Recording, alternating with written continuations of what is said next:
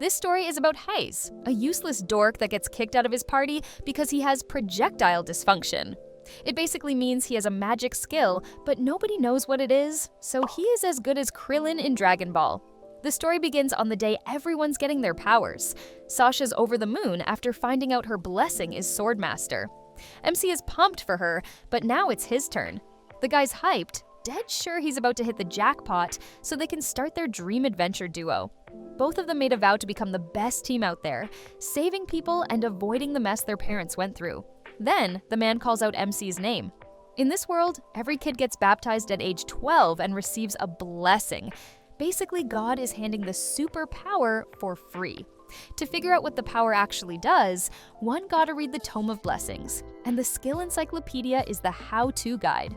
Big dreams start small, and the shorties are taking their first real step. Suddenly, MC's blessing turns out to be Weapon Master. Even Geist, the grumpy guildmaster, squints at it like it's written in Mandarin. Then Geist clears his throat and says the words MC didn't want to hear. If no one knew what the blessing did, then it might as well be useless. Now, with a blessing no one understood, it felt like the path ahead might be no less dangerous than a broken roller coaster. 2 years later, MC is basically the team's walking storage mule, hauling everyone's gear like a pack horse. Vice leader Reynolds glances back and jokes, asking if the little guy's still alive under that mountain of luggage, saying they're almost at the destination. MC forces a smile and says he's fine, but Sasha isn't buying it. She calls for a 30-minute break, saying the loser needs a breather. Her logic is that if everyone else has to start carrying stuff, nobody's gonna have the energy to fight. Their squad, the Sacred Team, rolls deep. Besides Sasha, Reynolds, and MC, there's Piazzolla, Tycoon, and Robin. When Robin offers to help, leader Sasha shuts her down fast. As the top-tier archer, she reminds her she's got bigger fish to catch. Feeling awkward, MC tries to play tough and tells Robin he's got it covered, but Sasha's not having it. She straight up orders MC to rest. It's been 2 years since MC got his mystery blessing and helped form Sacred Team, which has slowly climbed up to B rank. Sasha's already sitting pretty at A rank on her own. MC, though, is feeling the weight. Not just from the bags, but from being the only one without flashy powers. Reynolds, being the chill big bro of the group, backs him up, saying the guy just needs more time to awaken his potential. His talent is so hidden, even he can't find it. Later, he quietly tells Sasha that MC is worn out, but they'll pull through. Meanwhile, Sasha's cooking up a bold move, taking down an A-rank Queen Cobra head-on. She's got Tycoon and Robin flanking her, Reynolds covering the rear, and Piazzolla parked in the back as the squad's go-to healer. Hyped and ready, MC yells out, asking what his role is. Sasha, not even turning around, tells him to stay put and try not to die. Tycoon, blessed with sage powers, is the team's magic toolbox, throwing out support buffs. My bad, I called him Krillin. At least he fought people. This guy's worse than him at this point. With everyone in position, the plan kicks off and Sasha goes full badass mode. No matter how many times he sees it, MC is always in awe watching her flex that Swordmaster blessing. She's slicing and dicing with glowing blades, swinging like a storm, and her magic-charged sword and shield are straight up unfair. It's one of the top 16 master blessings for a reason. Just as Reynolds smashes through the Cobra's defense, he spots MC way too close to getting turned into snake snacks. Before anyone can blink, Sasha dives in, cleaves the snake clean, then spins around and snaps at MC to stop being a walking disaster. MC's too stunned to even blink. Tycoon and Reynolds glance at each other and joke about dragging his bones back to the guild if this keeps up. Robin asks if they should grab any extra loot, but Sasha is laser-focused on the Queen Cobra's core. That's the proof they need for the subjugation. While everyone's rummaging through the remains, MC stumbles on a weird old book. Sasha rolls her eyes and tells the lousy dwarf to quit messing around and keep it moving. Later, back at base, he finally cracks it open and finds strange symbols and eerie images inside. The mystery gives him the same uneasy buzz he felt when he first got his blessing. Something tells him this book might be the key to unlocking real power, so he decides to study it in secret. Right then, Sasha storms in with the whole squad behind her. No build-up, no warning. She flat out tells MC he's being kicked off the team. Shocked, MC asks if she seriously forgot their promise. Sasha, clearly torn but firm, says Sacred is about to hit A rank, and she can't afford dead weight anymore. Her goal is to lead the strongest team out there, And right now, he's holding them back. She tosses him a pouch of coins to head home. Reynold looks regretful, telling MC he's sorry, but promises that one day their name will be famous enough to reach his village. That one stings, and MC is floored, like Reynold just stabbed him with a goodbye letter. But before it fully sinks in, Robin explodes, yelling that she's totally against MC getting the axe. Robin fires off a reality check, reminding everyone that MC has a master blessing too. They just haven't figured it out yet. But Reynolds done sugarcoating. With battles getting harder by the day, he says they can't afford to wait around. Robin's stunned, not expecting that kind of cold truth from him. Then comes the final blow. Reynolds announces that MC is no longer part of the sacred team. Just like that, it's over. As MC walks off, Tycoon awkwardly offers a parting gift. MC slaps it to the ground without blinking. MC's done with their pity. He has entered his villain era. With fire in his eyes, he says he'll leave, but he's never giving up. He shouts that he's not planning to become some ladder-climbing adventurer who ditches the weak to chase the top, taking a direct shot at Sasha as he storms off. As MC walks off, Sasha quietly apologizes to Reynolds, admitting she pushed him into the decision. When asked why, she says she didn't want MC to die, and she'll take the heat for kicking him out if it means keeping him alive. Maybe keep him at a distance then? 2 months later, MC's out grinding hard, nearly taking down 20 goblins solo, but his goals are still way bigger. Word on the street is the Sacred Team reject, downgraded to a herb picker turned solo adventurer. Basically, they're left over. Out of nowhere, he bumps into Sasha. Little dude gives her the coldest swipe left of his life, acting like she's just another bad match he regrets. But before he can fully walk off, Sasha drops a little intel bomb. Near the nation of Dazara, out in some wasteland, there's a patch of rare white clover flowers used in high-end healing potions. MC storms off without a word, but halfway down the road, it hits him. Those flowers sell for a fortune. Was that her sneaky way of looking out for him? He brushes off the thought, but still decides to check it out the next day. When he hits the wasteland, his jaw legit hits the floor. A massive field of white clover spreads out like a glowing maze. For a second, he thinks maybe his old crew wasn't all bad. Just as he starts to feel something like gratitude, a dark shadow falls over him. He turns around, and a massive dragon's about to serve him as breakfast. MC's eyes nearly popped out of his skull. This massive nightmare-fuel dragon is up in MC's face, growling hard like it skipped breath mints for a decade. MC's expression says it all, man's cooked. He trips backward into the flowers, basically serving himself up like a side of crispy roast chicken. The dragon doesn't wait, swipes him across the face, and sends him flying into a boulder like yesterday's trash. Dazed and bleeding, MC just stares at the sky, wondering why Sasha would send him to what's apparently a dragon's favorite fast food place. For a moment, all those rumors about Sacred Team hating his guts start sounding real. Lying there like a broken twig, MC starts thinking, maybe he wasn't a teammate to her. Maybe he was just dead weight. Right then, this no-skill dropout snaps out of his panic spiral and screams that he doesn't want to die. He was a few panels away from crying. Suddenly, his hand lights up like he's about to drop a Kamehameha. Turns out, it's that weird book glowing like a cheat code. He cracks it open and boom, it's an M79 grenade launcher. Nothing makes sense, but there's no time for questions. In a blink, the launcher's in his hands, and somehow his brain downloads the manual. He doesn't hesitate, pulls the trigger, and blasts a grenade right into the dragon's mouth. Big Boy goes up in flames. Just like that, Weapon Master, his blessing, finally wakes up. MC stands there, fire in his eyes, realizing this weapon isn't even from this world. Something snaps inside him, and he lets out a villain-level laugh, promising he won't forget Sasha's little betrayal. So MC's blessing was launching grenades in a freaking medieval world? Meanwhile, back at the guild, Geist is busy handing out A-rank promotions to Piazzolla and Renaud. He side-eyes Sasha and casually asks what's going on with MC since rumors are flying. Word is the dude's still out there chasing his adventurer dream, and the whole town's roasting him for not giving up yet. Rumors are flying that Sacred Team tried to throw MC under the bus, worried their shiny reputation might get stained by their trash Tier X member. Geist, sipping his coffee, mentions that MC's still grinding to keep his dream alive, just saving coin first. That's when Sasha casually drops that she sent him to gather pricey herbs. When Geist heard that MC went to the wasteland, he straight up projectile vomited his coffee. That place ain't just a danger zone, it's the Black Ancient Dragon's Den, an SS plus rank nightmare. Right then, someone yells for the guildmaster, and boom, MC strolls in, casually dragging that dragon's head like it's a party prop for a Tuesday night. Everyone's brain cells are basically in shock. MC, looking like he just survived a Dark Souls boss fight but still standing, says Sasha's little plan of killing him totally flopped. Instead, he leveled up and solo killed the damn thing. He admits he almost bought into her fake support, but now he's done trusting anyone. From here on out, he's chasing his dream solo, no strings attached. He declares he's becoming the strongest.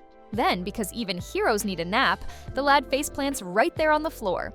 2 years later, MC, formerly the luggage boy, now the harbinger of darkness and full-blown S-rank menace, is still crashing at the same crusty old inn. The landlord is losing his mind. That's why a hotshot like him is living in this dump? But MC just smirks and says because it's a dump. No one suspects an S-rank would slum it here, so it's a perfect hideout.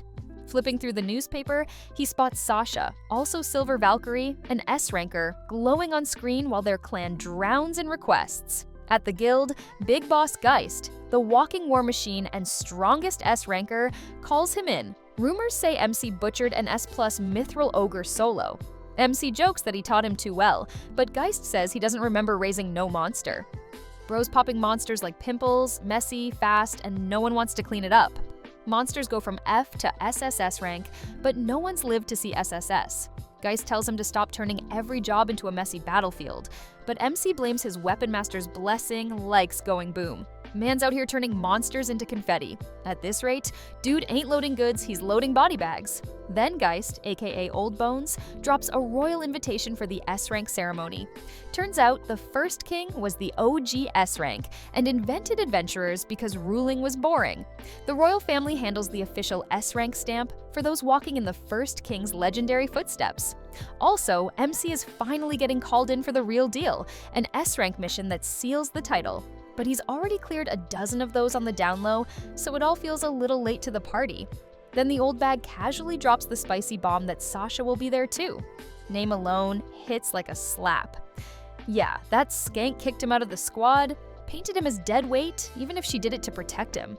Geist tries to play therapist, saying she didn't mean it, but MC ain't buying it. He remembers every cold word. Sure, now he gets the logic behind cutting the weak to sharpen the blade and become the strongest team. But back then, that cut left a scar. For now, this ace is pinpoint focused on creating his solo path to becoming the strongest. In his book, there is no such thing as trusting a comrade. With that, he gets out of there. Geist knows this chump, even if climbing this up still acts like a kid. Months later, MC rolls up to the royal castle like it's just another Tuesday. Rocking his S-rank title and stone-cold attitude, Sasha's already there, flashing smiles like nothing ever happened. In the kingdom of Highbelk, the 13th king of Barbaros steps in, ready to dish out official quests. Sasha gets the crystal golem gig down south, with Prince Crest glued to her side like a VIP escort who thinks he's on a date and a mission. Then it's MC's turn. His mission's a solo hike to the sacred mountains of Gagazia to snag eternal moongrass, rare stuff used for spirit elixirs. Princess Mioani, elegant as ever, casually says she's tagging along.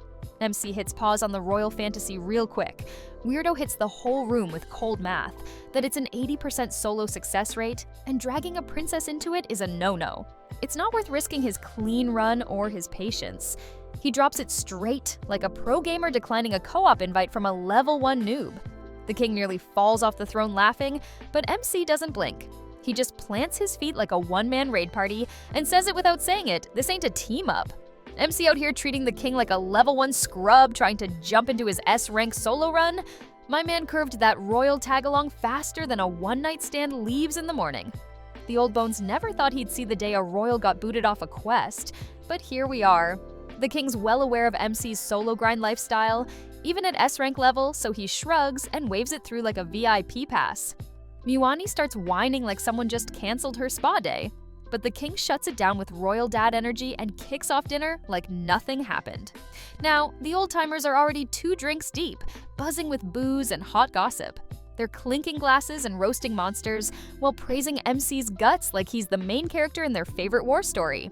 The king's informant throws a nod to Geist for the heads up, while the king is chilling, fully unbothered about his daughter. Because that slick little gremlin already ran off to beg Sasha like a drama queen at a school play. Caught red-handed by her brother, but Sasha, sweet as sugar with a hidden knife, agrees anyway. Dinner kicks off with Cress and Miwani doing their best sitcom intro routine. MC sits quietly, letting the noise fade, when suddenly the old memories hit him about his old squad. Now it's just him, solo in the spotlight, carrying the weight like it's part of his armor. Later, he slips out under the moon, mind spinning with all the what-ifs. Now, a drink sounds good and something to take the edge off. But before he can vibe alone, someone steps into his quiet. The old bag, Geist, catches the pint-sized menace mid-sulk and calls him out. He says MC had him sweating bullets earlier, but he's cooled off now. Honestly, Geist figured this knucklehead would pull a stunt like turning down the princess, so he prepped a backup plan like a seasoned babysitter on boss mode. Rejecting royal company on an S-rank mission is a pretty bold move. MC just chuckles like it's no biggie, brushing it off with that cocky energy. The pocket rocket just laughs it off like he didn't just commit social war crime in front of royalty, but Old Bones isn't playing. Sure, the king had a good chuckle, but that doesn't mean MC gets a free pass to go full rogue every time. My dude better know that even lone wolves need to read the damn room sometimes, or they'll end up looking like that one guy who brought his mom to the strip club. The grumpy old man, Geist, gives MC one last growl before he bounces. He tells MC straight up that his back's wide open now, no team, no shield, just him and the wind. But deep down, the old dude's low-key curious about what this little menace is cooking up. Mud casually drops that he's grinding solo quests to sharpen his edge. Also, to crack the secrets of that ancient book, he's been dragging around like a cursed accessory. For now though, he's clocking out and heading home. On the way, Sasha comes across him. She pulls up like drama in a hoodie, wanting a heart-to-heart with the grumpy, pint-sized legend. MC doesn't even blink. He hits her with ice, saying there's nothing left to talk about, like he's closing a browser tab. Sasha tries to hit the redemption arc, her voice all soft. MC cuts her off mid-speech. Dude snaps, telling her she had 2 whole years to say sorry. Even when he nearly bled out, she and the squad dipped for a quest like it was just another Tuesday. MC's got zero time for Sasha's teary-eyed drama. She grabs his hand, trying to drop her sad little confession. She panicked, ditched him, and thought chasing their dreams solo would somehow make it all make sense later. Honestly, that girl's out here assuming everything like she's the main character, then blames it on her thoughts like they're just innocent. Nah, sis, your brain ain't got a lawyer. MC shuts it down cold, saying that it was her dream, not theirs, and she made that crystal clear when she chose to chase it alone. While she's bawling like a broken NPC, he hits her with the truth. It's simple that he is aiming to be the strongest all by himself. And unlike her, he doesn't step on the weak to climb higher. He doesn't cut weak people. If being the best meant turning into someone like her, he'd rather walk solo for life. Then he drops the final nail. Her whole goal was to build the strongest team, and she's doing just fine without him in the picture. So don't try rewriting history now. And with that, MC walks off like a true rogue, with no look back. Whatever they had, it's dead.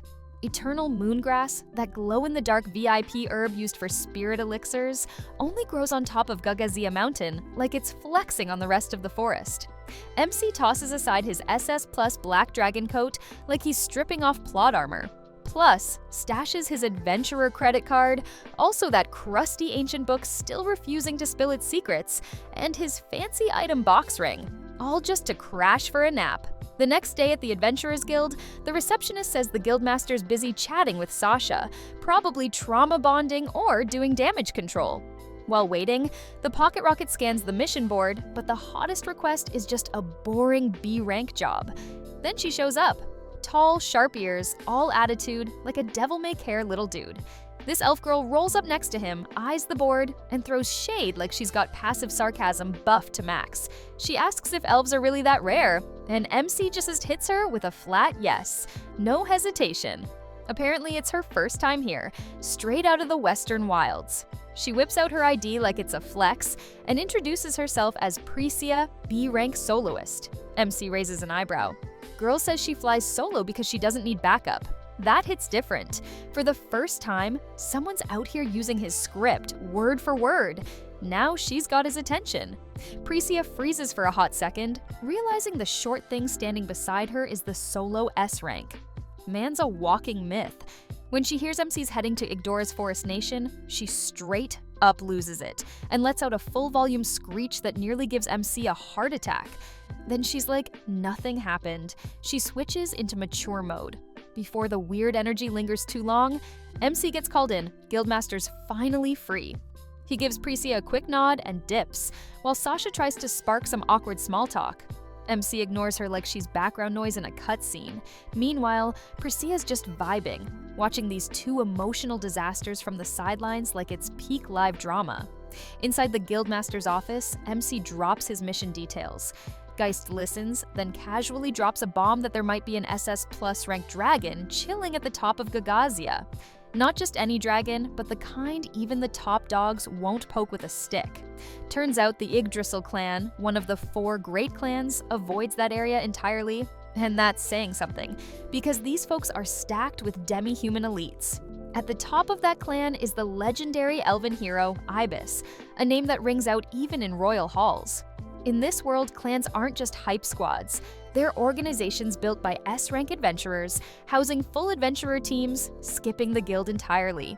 Just high-stakes missions and direct pay. Right then, Geist hands MC a letter of introduction addressed straight to the Yggdrasil clan leader. He says that it'll smooth things over, maybe even get the Dragon Slayer pass. MC blinks, asking if Old Bag's got connections that deep. Man spent decades looking like a retired bouncer. Turns out he's been rubbing elbows with legends for 40 years. No wonder he's always so chill. He's basically adventurer royalty on retirement mode. With that, MC pockets the letter and heads out, still processing the fact that Grandpa Bones is a low-key VIP in every corner of the world. Just outside the royal capital, our lone wolf adventurer MC is stomping through the wilderness like it owes him money when he suddenly stops dead in his tracks. Something feels off, like when you open a bag of chips and it's mostly air. With zero patience and a full load of paranoia, he whips out his gun and growls into the trees, demanding whoever's lurking to show themselves before he turns the place into Swiss cheese. He fires a warning shot, the kind that says, "Next one's got your name on it." Then, the bullet shot echoes like a slap in a quiet classroom. That's when Priscilla pops out like a glitch in the Matrix, all sparkly chaos and noise pollution. MC wants to know what's up with this Twinkie following him around. Turns out Priscilla's not lost as she's on a mission of her own. She says she needs his help, but MC is already halfway through mentally blocking her like a spam caller. He tells her to go bother someone else, maybe the next unlucky NPC, but Priscilla isn't having it. She says it's gotta be him. Apparently, she's signed herself up for a one-way trip to the peak of Gagazia, probably the most dangerous vacation spot on the map. With all the calm of a guy who's been asked to babysit a gremlin, MC points the gun at her and demands some real answers. That's when Priscilla blurts it out that she's after the eternal moongrass, the one magical herb that's rarer than a clean public bathroom, and apparently the only thing that can save her sister. Girl's already collected every other herb in the fantasy pharmacy. Thus, it only grows on Gagazia during monster mating season, which basically turns the mountain into a full-blown Jurassic Park Valentine's special. No sane person goes up there unless they have a death wish or a cheat code. But with MC around, she figures the odds are less death and more mild trauma. Since Igdora's under Highbelt Kingdom's rule, and MC has some serious VIP energy after that spicy little request from the Guildmaster, she's betting he's got the golden ticket for entry. Turns out, she's been eavesdropping like a nosy neighbor with a teacup to the wall. She heard every word of MC's convo with the guild, and decided boom, that's her shot. All she wants is to tag along, get past the deadly gates, and snag the plant to save her sister. Not gonna lie, girl's planning to use MC to get past those gates. She's got her eyes on the prize, and he's just the meat shield with the golden ticket. Then Priscilla, in full drama queen mode, slaps down her condition like she's signing up for a no-refunds trip to hell. If she dies, MC can just leave her body there like last week's laundry. No tears, no burial, just vibes. And if she actually manages to nab the eternal moongrass, she promises to give him her entire life savings at him like he's a fantasy OnlyFans. But MC, being the walking mood killer, doesn't care about her soap opera backstory or her tragic herbal side quest. If she wants to follow, then be his guest, but there's no partnership. He makes that part louder than a rage quit in a gaming lobby. Priscilla, totally unfazed, insists she can hold her own, like she's got plot armor stitched into her outfit. Then casually, she throws out her name while MC is already regretting every step of this accidental duo. Before long, our grumpy lone wolf and his surprise Twinkie sidekick run headfirst into a couple of goblins who picked the wrong day to be goblins. MC mows them down with zero hesitation, painting the landscape like a bad horror movie. Priscilla, rather than being horrified, is over here fangirling over his weapon setup like she just saw someone pull a legendary skin in real life. She guesses it's his blessing, and she's spot on. Then she casually drops hers. That is Spirit Command, which lets her control invisible spirits. So basically, girls running around with ghost buddies nobody else can see, like some mystical group chat with the dead. Talk about an exclusive Discord server with the Afterlife Squad. Turns out this sparkly Twinkie isn't just a walking chatterbox, she's got some actual skills. Her Spirit Command lets her see what others can't. Ghost stalking 101, plus she can pull off invisibility and eavesdropping like it's a hobby. That's how she ninja-tuned into MC's classified top-secret guild gossip. MC, mildly annoyed but also a little impressed, finally drops his own power reveal. He's a weapon master, which sounds like a cool gamer tag, but is actually a cheat code in disguise. He can wield weapons from another world, which sounds epic until you realize MC himself has no idea what another world even means. Then comes the latest that he lets Twinkie touch his beloved M79, a grenade launcher that looks like it got lost on its way from a modern warfare game. But plot twist, it refuses to be touched. The moment she tries to grab it, the weapon hits her with a spiritual 404 error. Only MC can use it. She's standing there glitching while MC, already bored of the lore drop, cuts the chit-chat like a dad wrapping up small talk and declares it's campfire o'clock. Time to pitch tents, roast regrets, and maybe avoid getting eaten by monsters. Under the stars that night, Twinkie's sitting there with eyes wide like she just discovered Wi-Fi in the woods, absolutely shook by how much stuff this edgy solo rider crammed into his item box. Man's out here cooking in the wild like he's on MasterChef, Apocalypse Edition. Girls staring at this setup like it's sorcery. That's when MC casually drops the bomb that he gave out big bucks for the item box with the max storage. Like he's got S-class perks and the spending habits of a loot-obsessed hoarder back in the capital. Honestly, dude's over there stirring his mystery stew like it's a potion for world peace. Twinkie finally blurts out the million gold question, "What's cooking? Good looking?" In a blink, he plates up some fancy meat, like it's a 5-star rated campsite. And Twinkie's jaw drops halfway to the underworld. She's chewing in stunned silence, questioning all her life choices. Girl got no clue how this cold-blooded gunslinger make food that tastes like a hug from the gods. She tries to remind him they're not even official teammates, but MC just shrugs it off like he's offering free samples. Turns out, he used to be stuck with cooking and chore duty.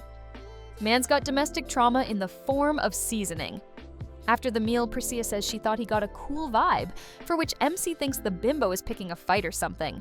But she thanks him for letting her tag along, since it gave her a miracle shot at saving her sister. As a token of appreciation, she promises to post her invisible spirit squad on night watch duty, like an ethereal security system. She tells him to sleep easily. Something about this whole peaceful moment hits MC right in the soft spot he pretends he doesn't have. And before he knows it, the next day rolls around and the unlikely duo hits the trail, landing straight at the foot of the Yggdrasil clan's territory. The massive great tree marks the Yggdrasil clan's turf. Priscilla's in full fangirl overdrive, spotting one of the 4 sages, gushing how Clan Master Ibis supposedly grew the whole thing from scratch like a gardening god. She rattles off the 4 great clans like a hype trailer. The West clan's got the world's wildest entertainment zone, fantastic fantasy. Then the South, Cavern Kind, runs dwarf-powered megamines. Next is the North's Seyfert Holy Knights are a sword-blessing-only fight club. And finally, the Yggdrasil clan, Forest Royalty Central. At the gate of Forest Nation Igdora, MC steps up, cool as ever, dropping a formal request for entry to Gagazia on royal orders. But when he turns to include Precia, he's hit with a whole new side quest. The girl's wrapped head to toe in a sheet.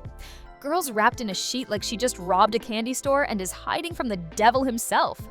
MC blinks, rethinks every life choice, and silently questions the sanity tax of letting her tag along. Precia, still sheet-wrapped like a discount ghost, waves MC off and tells him to ignore her for now. At the gate, the guard checks their papers, and MC casually flashes Geist's letter like it's no big deal. But the second the guard reads it, dude's brain short-circuits. Eyes wide, he bolts off like he just saw a dragon doing taxes. Moments later, a tiny old man comes sprinting in, panting apologies for making Geist's disciple wait, practically bowing mid-run. MC, playing it cool, shrugs it off, but next thing he knows, the old guy's yanking him inside like he's late for the apocalypse. MC, now internally screaming, wonders how a single piece of paper turned his chill quest into political drama. Precia decides to wait behind and casually warns him not to tick off Ibis. The man's basically the final boss of the entire Igdora kingdom. Eventually, they reach a place called the Elevator, which sounds way too modern for this leafy wonderland. But hey, convenience is convenience. The old geezer leads MC all the way to the top, straight to the sanctuary of Yggdrasil's clan master. As MC steps into the sanctuary, he's immediately hit with the thick smell of smoke and attitude. Sitting there is Ibis, puffing away like she's got extra lungs on standby and no regard for air quality. With a sly grin, she welcomes Geist's disciple, already up to speed thanks to the letter. Turns out Geist asked her to help MC on his journey, but what really cracks her up is that this punk had the guts to decline her offer. She finds it hilarious, calling him a cheeky little brat like she's talking to her own misbehaving nephew. Still, she eyes him with a strange look, saying that the scent of gunpowder clinging to him feels weirdly familiar, like a nostalgic war perfume. That's when MC's brain does a hard reboot and she knows about guns. Honestly, dude didn't imagine this tree-hugging grandma with a nicotine habit to know about such cool stuff. The shock nearly uninstalls his cool act. He immediately demands answers, and she casually drops that she used to have a teammate who rocked firearms. Before the tension can cool, MC whips out the book, the mysterious one needing decoding. One glimpse and Ibis goes pale, like she's just seen her ex's ghost holding a mixtape. She snatches the book like it's his long-lost diary full of war crimes. Turns out she never expected that dusty thing to still exist, and now nostalgia's hitting her harder than her smoke. Turns out Ibis knows exactly what that dusty book is. She drops the bomb on him that it's Nobunaga's diary. That Nobunaga, not the warlord from history class, but an actual otherworlder who somehow got isekai'd into their world? Probably the dude took a wrong turn in Tokyo and ended up in a fantasy jungle or something. MC's curiosity hits overdrive, but then Ibis freezes up mid-page like she just read spoilers for her own life. With a face darker than burnt toast, MC presses her, wanting to know what part hit her that hard. But Ibis backpedals hard, waving her hands like she's swatting away responsibility. She claims she can't read any of it, and says it's in another world script. Nobunaga never translated or explained squat, not even the gun skills. Then she flips the question, asking if MC can read it. He casually drops a yes, like it's no big deal. He can understand interdimensional scribbles, but a little. He opens it again, and suddenly it makes even more sense now, like the book's syncing up with him. Now Ibis is leaning in like a podcast addict waiting for tea to spill.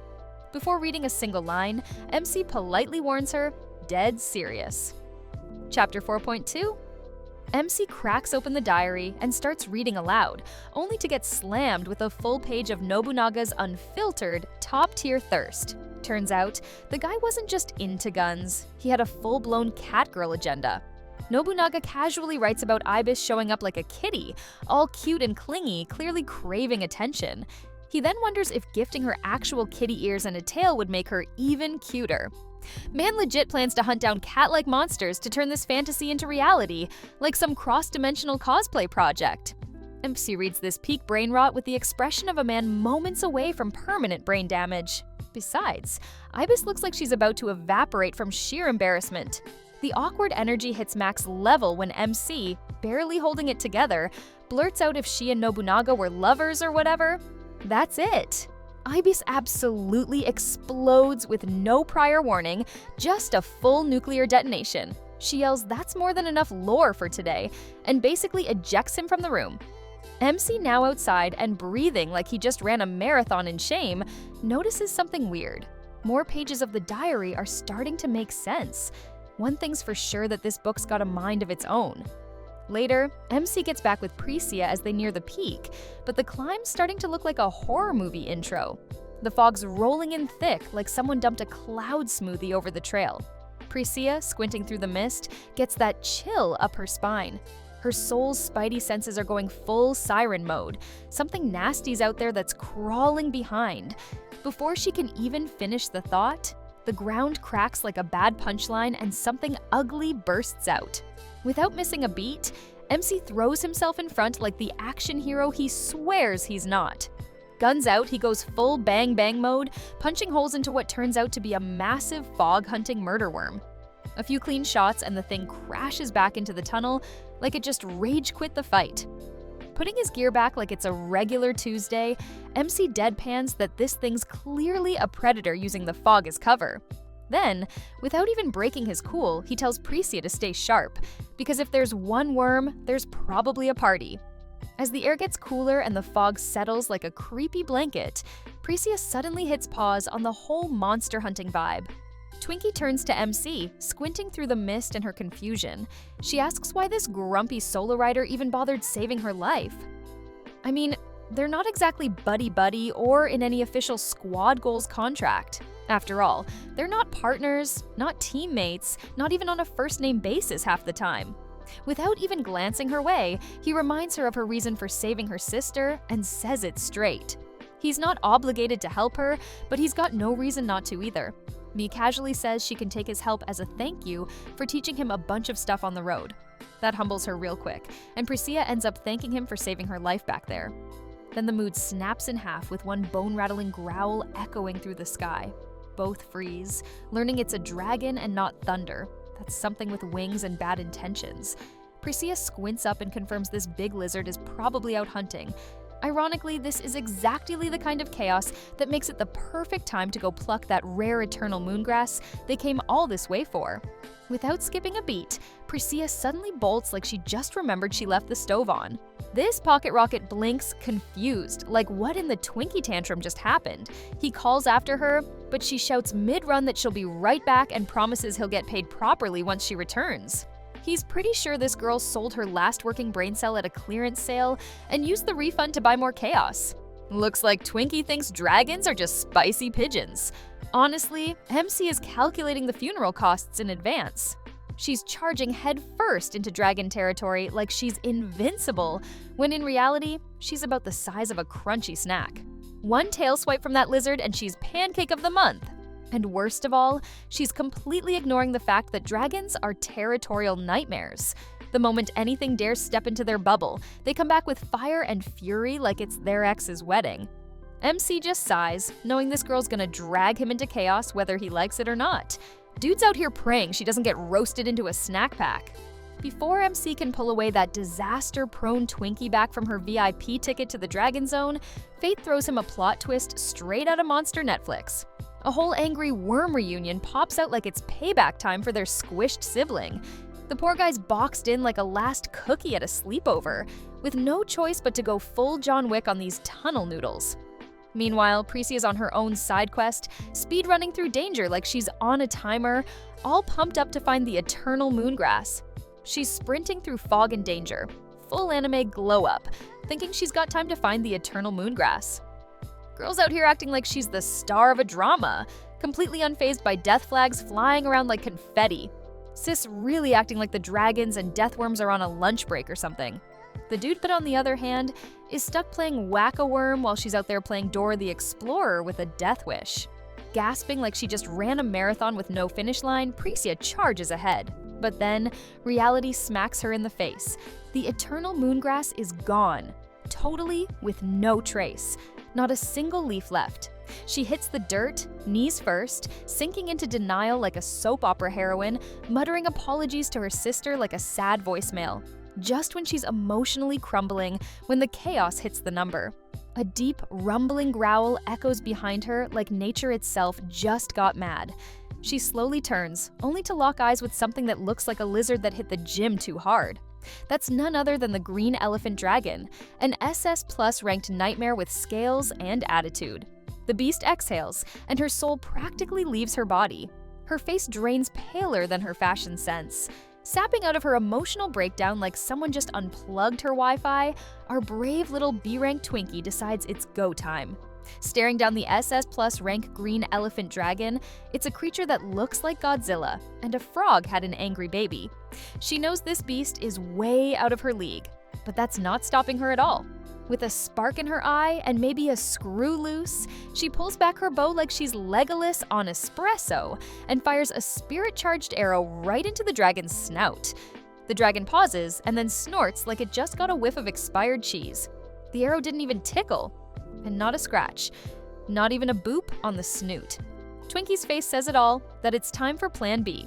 So, she decides to power up for something stronger, spiritual energy blazing like a last-ditch anime power-up.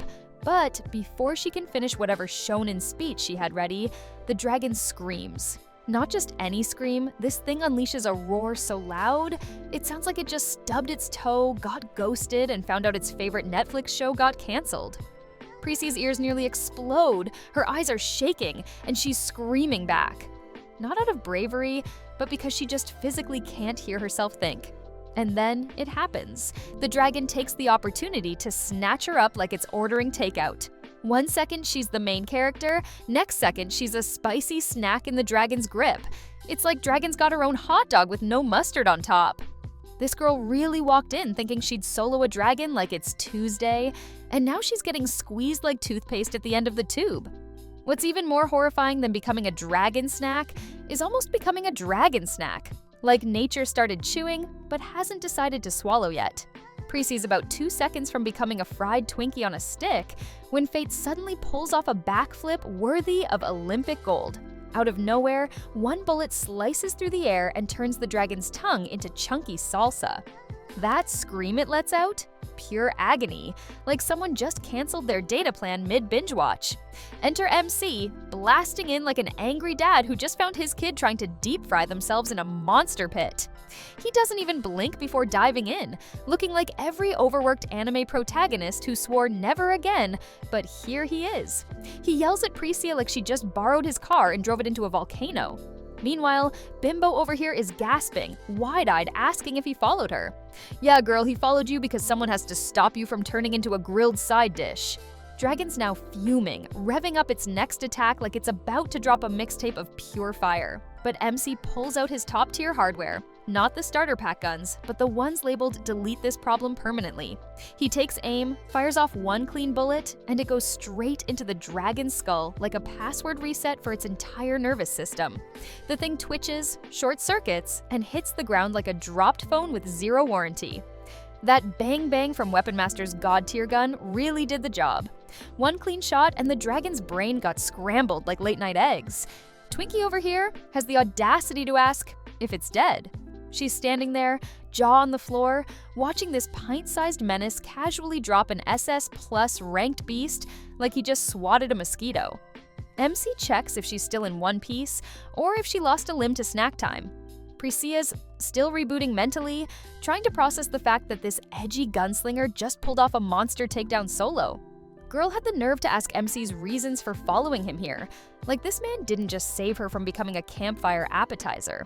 Before things can get any more dramatic, MC says they'd better bounce before this place starts smelling like deep-fried lizard guts. But right when he's ready to peace out, he notices something weird. Twinkie's gone quiet, like suspiciously quiet. He turns around and boom, she's pointing at glowing flowers. Man's face turns into a deadpan meme as he realizes the eternal moongrass only blooms at night. All that drama, chaos, and almost death, just for the flowers to say surprise, we were vibing the whole time. After all the mountain climbing, fog surfing, worm-blasting chaos, and one seriously ugly dragon getting its head ventilated, they finally found what they came for. The mystical, eternal moongrass. Precia was ready to roll around in it like it was a Black Friday sale. But fate had other plans. Right before their eyes, one of the glowing flowers just up and died like it saw its exam results. Petals crumbled, and the whole place started rotting faster than leftovers in summer. Turns out that dragon's corpse juice was basically nature's acid reflux, killing off the entire magical garden. But MC, with his hawk eyes and tired soul, spotted one stubborn flower still glowing like it didn't get the memo. Priscilla dashes to snatch it, scooping it up like the last fry at the bottom of the bag and sealing it carefully in her container. Then she turns to MC and straight up hands it over. Just like that, she says that he earned it by slaying the dragon, which is why he deserves it. Totally mind blown, MC takes it, realizing this girl just handed over her chance to save her sister because respect apparently hits harder than guilt. But she isn't crying about it. She says she'll keep searching, like it's no biggie, just another day in the life of a borderline reckless adventurer. And as MC holds the glowing flower in his hand, something shifts. By holding the plant, he feels like his quest for S rank is completed. Just as the mountain path begins to calm, a voice slices through the air like a nosy neighbor catching drama, calling out Priscilla-sama like she's royalty or something. MC blinks, confused, wondering if this Twinkie's actually a VIP hiding behind her chaos. Enter Andra, dramatic as ever, storming in like an angry babysitter who finally found his missing toddler. Turns out, he's been on the hunt for her ever since she ghosted with just a note. But the real mic drop moment hits when Andra locks eyes with MC and casually drops Persea's intro for being the sister of Queen Alcera of Igdora. MC, true to form, couldn't care less. Royalty or not, she still almost got roasted by a dragon trying to be a hero. Andra asks Priscilla how her adventure went, clearly knowing it crashed and burned. With zero chill, he declares that her wild goose chase for the eternal moongrass is over, game's up, so it's time to pack it in. Even when Priscilla fights back, desperate to keep trying for her sister, Andra drops the emotional nuke that it's Alcera's fate. Then, to make it weirder, he reminds her they've got a marriage to discuss too, like this was all just a romantic detour. MC, sensing the royal soap opera unfolding and not wanting any part of it, pats the glowing flower in his hand, awkwardly nods, and walks out. My man MC ghosted harder than a situationship, saw that royalty spillin' and moonwalked out of there like it's not his business. In the tranquil chambers of the forest nation, Igdora, Priscilla tiptoes into Queen Alcera's room like a kid sneaking into mom's study. The moment her eyes meet her big sister's, all that bottled up emotion cracks open like an egg in a pressure cooker. Priscilla bursts into tears, ugly crying as she stammers out apologies for failing to find the cure. Alcera, ever the graceful queen, gently cups her sister's bawling face and tells her it's all right. If this is her fate, then so be it. With the drama moment simmering down, Alcera shifts gears and says she wants the full tea on Priscilla's wild adventures across the western and central lands. She can tell her little sis didn't just chase herbs, she chased stories. Priscilla, instantly perking up like a puppy offered snacks, dives into her bag to pull out travel souvenirs. But just as she rummages through, she freezes, staring down in disbelief. Her hand is gripping the eternal moongrass, the cure of her sister's illness. Turns out MC never kept it for himself. That lone glowing miracle made it back with her, and she didn't even notice. Alcera stares at it like someone just handed her the moon wrapped in stardust. And Priscilla is gone full waterworks again, sobbing like a Disney sidekick in the final act. After everything, the cure is right there, and so is the proof that she didn't fail after all. A few days down the line, back at the Adventurers Guild, Guildmaster Geist is practically short-circuiting after hearing the news that MC failed the S-rank request. The Weapon Master himself is just chilling, sipping tea like he's on vacation in a drama-free zone, unfazed by the chaos he's caused. Geist, clearly 2 seconds away from flipping the table, is baffled that MC didn't even try to make a comeback look cool. Especially when he went full diva earlier and banned Princess Miyuan from tagging along, hyping this solo mission like he was about to slay gods and rewrite history. Meanwhile, MC's throat tightens like he just swallowed guilt-flavored tea. When Geist shifts the convo and asks about future plans, MC just shrugs it off coolly, saying he's going back to basics like clearing dungeons, completing requests, rinse and repeat. Geist, still giving him side-eye, hands over the coordinates for a newly uncovered dungeon that's still in scouting phase. MC accepts and makes his exit, probably thinking the day's about to get normal again, but it's too early to say that, as it's Prisia, standing there with that sparkle smile like she didn't nearly get pancaked by a dragon a few days ago. Man's jaw almost drops. Of all the people to run into, this Twinkie's back, and she looks like she's got business. At the guild courtyard, Prisia pops up like a sunshine bomb, grinning from ear to ear with good news to drop. Turns out, she actually cured her sister Queen Alcera using that fancy elixir, and it's all thanks to MC handing her the eternal moongrass like a true MVP. Honestly, the palace softie ditched the Lord Boring, pulling a full rogue arc. Someone tell this man he's the main reason her whole season turned legendary. With her sister back to royal duties and not lying in a coma bed, Prisia's here to deliver a full dose of gratitude. She lets MC know, with the softest smile and sparkliest eyes, that she owes him big time. But that's not all. Her wild little dragon hunting stunt earned her more than just bragging rights. She got full freedom from all her princess duties and even slammed the brakes on that forced engagement to Lord Boring, aka Andra. MC's face is basically a confused emoji. He has no idea what she's getting at. Bro out here acting like it ain't no thing. Meanwhile, Prisia's ready to build a shrine. So Prisia spells it out like a rom-com confession scene. She wants to return the favor, not with gold or quests, but by becoming his personal talking buddy or whatever works. MC immediately panics like she just proposed marriage, stuttering out a very awkward no. Prisia just beams at him like he's a puppy who doesn't know how to sit yet. Well, she is willing to buy him dinner and promises no dragons this time. MC's soul visibly leaves his body, but before he can escape, fate already has other things brewing. A few days later, word spreads, and a team of 7 adventurers formed up to tackle a crystal golem. At the glittery chaos zone known as the Crystal Mines, Sasha, also known as the undefeated champ of kicking weaklings into retirement, takes charge like it's game night. She insists on another run-through of their strategy because apparently muscle memory isn't enough when you're up against a rock titan. Her plan's simple but spicy. My man, Sasha's out here treating this crystal mine run like it's the Super Bowl of monster kicking. Crank up the power, smash through the crystal armor, and call it a day. With her double ability, Sasha spawns a twin, while Princess Miyawani readies her explosive arrows of Boom Boom. Robin's on cue to fire them like he's in an action movie montage, and the moment the golem flinches, Sasha's diving in like a final boss with glitter boots. Before charging in, she checks if Cress and Mayuani are locked and loaded, and their excited shout basically shakes the cave. Sasha grins, flipping her hair like a shampoo commercial, and just like that, she kicks the door open to adventure. Inside the crystal mines, it's giving next-level aesthetic, like someone mixed a jewelry store with a fantasy rave. Tycoon casually flexes that these shiny tunnels aren't just pretty, they're the backbone of tribute production for other nations. Basically, the VIP supplier. Nerdo, never missing a chance to be the walking encyclopedia, drops the fun fact that the ore here is so premium, anyone caught mining it without a golden ticket gets instant game over. The squad's soaking in the glittery glow like it's a spa day, while Tycoon points out that the crystals glow deeper purple the further.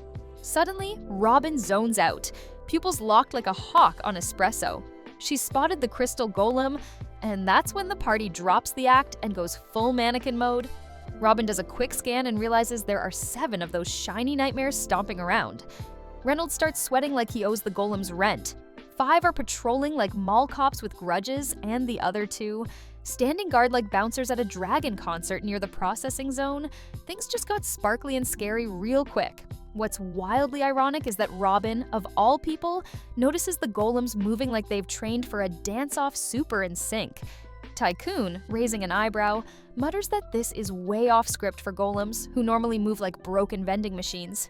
Maybe the ore down here is messing with their brain cells, or rocks, whatever counts as a golem's brain. No way they're pulling this level of choreography naturally. Meanwhile, Vice Leader Reynolds throws a look at Sasha, ready for a change in plan, but the Queen of Dropkicks stays the course like a boss. Without flinching, Sasha signals her clone to roll out, while Robin plants herself like a sniper with glitter and rage. Miyawani charges her signature move, Explosion, syncing up like clockwork. And just as Sasha's double makes her entrance, Robin rains down a barrage of boom-enhanced arrows, targeting the squad of 5 golems ready to get deleted from existence. Not gonna lie, Reynolds giving Sasha the side-eye, ready to pivot, but this queen of dropkicks is locked in like a bad ex trying to get back in your life, no changing her mind. Sasha bolts in like a comet on caffeine, eyes locked on the crystal golem like she's about to land a punchline and a knockout in one go. With her blade twinkling, she swings out her signature combo, Silver Flash, Lotus Strike, looking to turn this oversized gravel pile into regret. But surprise, surprise, 2 of the Rocky goons jump in like unpaid bouncers, taking the hit and brushing it off like it's a gentle breeze. Sasha narrows her eyes, clocking their reaction mid-strike, while Piazzolla is in the back hyping up Andra like a fangirl at a concert. Turns out Andra's flashy double squad ability is stealing the spotlight. Everyone's loving it, especially since it's weirdly useful for once. Andra appreciates everyone's love and support, but reminds them there's a catch. If he copies something once, he's locked out from copying it again for a day. Meanwhile, Reynolds checks in like a worried teen mom, asking Sasha if she's good to go. When asked, Sasha casually shrugs it off like, yeah, it's just another fancy rock monster, but this one definitely clocked them the second they stepped in. Still, they can't ghost the quest's objective, so Sasha's leading the crew deeper in. At the crystal processing area, a mysterious guy, who won't even make eye contact like he's on some edgy anime arc, senses Sasha's talent from a mile away and asks if she felt him coming. She's got a laundry list of questions, but he cuts the chit-chat, introducing himself as Crane, a literal demon, not just in vibe, but species. Tycoon nearly flips a table, realizing they're staring at a real-life demon, the kind from bedtime war stories that kept toddlers and generals alike up at night.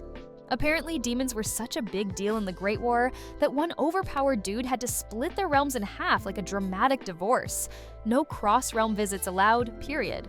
Crane, meanwhile, just assumes everyone here has already read his villain bio. Tycoon, now in full panic mode, whispers to Sasha that it's time to hit the eject button, because back in the war, a few thousand demons made mincemeat out of 10,000 humans. In short, demons are walking nukes with sass. This demonic freak's eating up Tycoon's compliments like it's free dessert at a royal buffet. So out of sheer flattery, and thanks to Nerd Boy Nerdo in the squad, he decides to let them live just for today. Turns out, he's only here to snatch the impurity crystal like it's some rare loot drop. Sasha's not having it and demands answers, but Demon Crane rolls his eyes, saying their baby brains wouldn't understand his big evil plans anyway. With the grace of a drama queen, he warns them not to tick him off or he'll flatten them like soda cans. Sasha glares, clearly not vibing with the insect insult, while the demon chuckles, calling humans nothing more than treasure-chasing pests. Out of nowhere, Sasha points her blade at Tycoon, thinking she's cracked the puzzle, and declares this demon is the unwanted roach that snuck into High Bulk and needs squashing. Reynolds jumps in to remind everyone that sticking their noses where they don't belong equals instant execution. Demon Freak lashes out, but Sasha's sassy swordplay hits a nerve so hard, it nearly gives him a migraine. Bruh came in flexing Dark Lord energy, left looking like someone just read his browser history. Sasha ain't just slicing monsters, she's cutting egos like they're weak pickup lines. Demon Freak's raw power is on steroids. The type of guy who can blow people up with a single punch, like he's trying out for the role of Budget Saitama. He tosses Sasha to the corner, using a pistol like he's playing dodgeball with real bullets. Sasha's annoyed, not because she's hurt, but because the guy's drama level is off the charts. Meanwhile, Demon's got Piazzolla in his sights and isn't pulling any punches, literally. Reynolds is hyped up to throw hands, full WWE mode activated, but Demon Freak just smirks like he already rewrote the script. Man's acting like he's the CEO of chaos. Then he starts sucking everything into himself like a sentient vacuum cleaner with rage issues, forming a full-blown tornado of trash and flexing like it's part of his mixtape drop. He says blowing up the whole place is just his backup plan. Sasha, despite being mildly impressed and fully irritated, is ready to throw down properly. But before she can, Robin comes in like a sniper from an anime outro and lands a clean shot to the back. That hit wasn't just flashy, it was a declaration. Robin's taking center stage now. Demon Freak turns, eyes wild, and he's suddenly really motivated to cause the same level of chaos back at her. Outside, chaos spills over, and the rest of the squad barely holds the line with a shield while muttering prayers and possibly reconsidering life choices. Sasha's officially done playing. She dusts herself off, cracks her knuckles, and announces that if they all just work together, they can spank this overgrown, tantrum-throwing demon baby back to whatever lava pit he crawled out of. With some clean combo strikes, they manage to knock Demon Freak down to one knee, like he just remembered he left the oven on mid-battle. That hit the pride. Demon Freak's eyes go full anime rage mode as he screams like a rejected boss fight, swearing he's gonna delete all their friends, burn the whole country, and save Sasha for dessert. Thought he was the plot twist, bailed faster than a situationship during brunch talk.